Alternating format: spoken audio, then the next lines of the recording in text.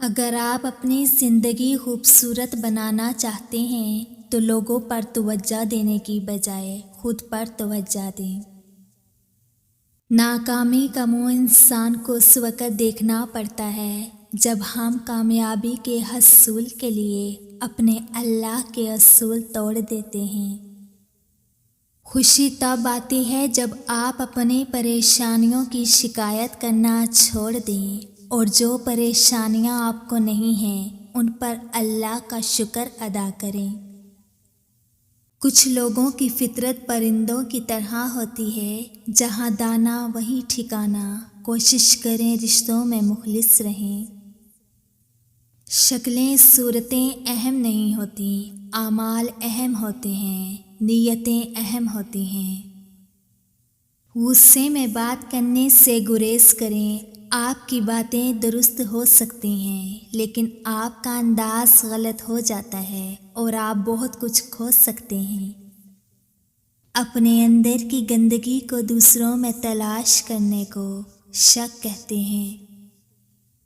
پردہ رکھنا سیکھیں، بلا وجہ کسی کے عیب کی تشہیر نہ کریں۔ کبھی سوچا ہے اللہ نے ہمارے کتنے پردے رکھے ہیں، اگر سب ظاہر ہو جائیں تو ہمیں چھپنے کی جگہ بھی نہ ملے۔ اور صرف دو لوگ ہی آپ کو صحیح طرح سے سمجھ سکتے ہیں، ایک وہ جو آپ کے حالات سے گزرا ہو اور دوسرا وہ جسے آپ سے شدید محبت ہو۔ کبھی کبھی کچھ لوگ آنکھوں میں کوئی ایسی دھول جھونک جاتے ہیں کہ انسان پہلے سے بہتر دیکھنے لگتا ہے۔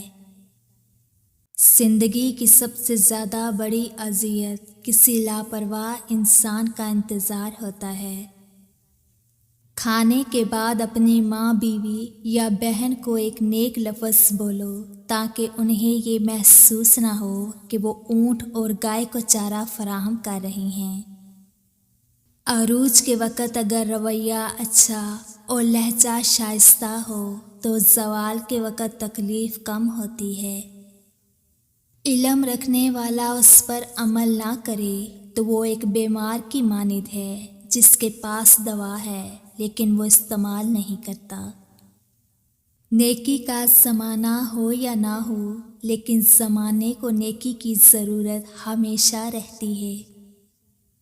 ہر آنے والا دن ہمیں یہ بتاتا ہے کہ ہم پہلے کتنے بے وقوف ہوا کرتے تھے۔ اگر آپ کسی شخص کو بے وقوف بنانے میں کامیاب ہو جاتے ہیں تو اس کا یہ مطلب ہرگز نہیں کہ وہ بے وقوف ہے، بلکہ اس کا مطلب یہ ہے کہ اس نے آپ پر زیادہ بھروسہ کیا حالانکہ آپ اس کے مستحق نہیں تھے۔ جس نے ایک بار تم پر احسان کیا ہو وہ کبھی تمہیں نقصان پہنچائے تو اس کے احسان کو یاد کر کے اس سے معاف کر دو۔ ایک بیوی گھر میں اپنے شوہر کو علیحدگی پر مجبور کرتی ہے، مگر وہی عورت والدین کے گھر جا کر بھائیوں کو اکٹھا رہنے کی تلقین کرتی ہے۔ 3 خوبیاں انسان کو باکمال بنا دیتی ہیں: ٹھنڈا دماغ، میٹھی زبان اور نرم دل۔